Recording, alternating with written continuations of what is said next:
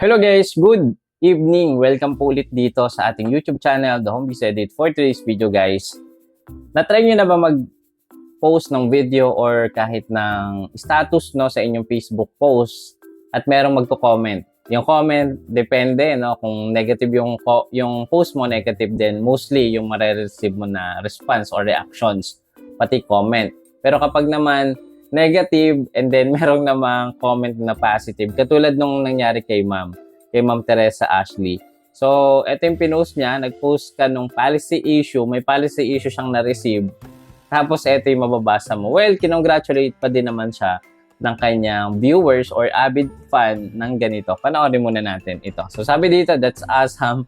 Congratulations, keep up the good work. Mas malaking balik niyan sa iyo, ma'am. May bonus, may maganda pang anak. Diba?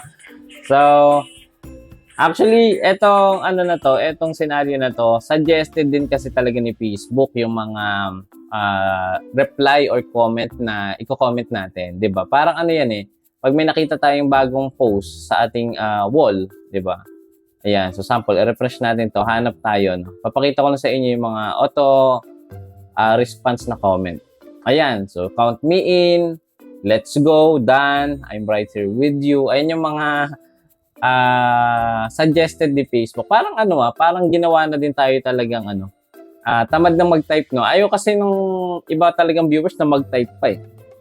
Minsan gusto na lang talaga yung yung heart, 'di ba? Or like lang talaga. Pero ito, although ito is part pa din ng engagement, pero 'di ba? Mas okay din na may ganito talaga, no? Or talagang ikaw mismo yung magta-type. Pero okay naman 'to, wala namang problem dito. Nakakatuwa lang na na si Facebook may mga ganitong suggestion, and then yung negative yung comment mo, may mga positive. Nag-congratulation pa. So sana kung na-experience nyo yung congratulation, isa ka ng digital content creator. 'Di ba? So ano pa ba yung update ko sa inyo guys, no? Ngayong alam ko dati pa to or no ilang week lang din naging available. Guys, kung namomroblema kayo sa inyong caption sa inyong mga Facebook Reels video, ito yung mga Facebook Reels video natin, papakita ko sa inyo. Ayan. 'Di ba? Ito yung mga natin, ito yung mga posted short video natin. Ngayon may update na siya. So pwede na natin ma-edit yung pinaka-captions or title. Okay? So, sample, ito, click natin tong isa. Etong nakikita nyo dito, kasama na yan sa video. Ibig sabihin, hindi mo na ma-edit yan. Kasi part na yan ng video. Ito, yung letter na yan or yung words na yan. Ngayon, meron ng update si Meta sa atin. Pwede na nga tayo mag-edit ng Reels. Ayan, di ba? Pwede na din natin, guys, palitan. Actually, matagal na to, pero sa ibang phone kasi hindi gumagana. Pero ngayon, gumagana na siya. So, pwede tayong pumili ng thumbnail.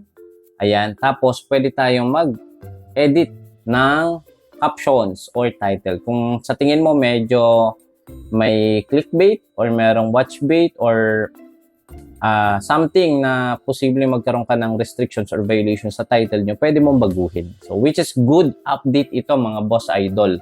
So, pwede mo na din lagyan, guys, ng napili ka sa video mo kung ano yung best na na tawag dito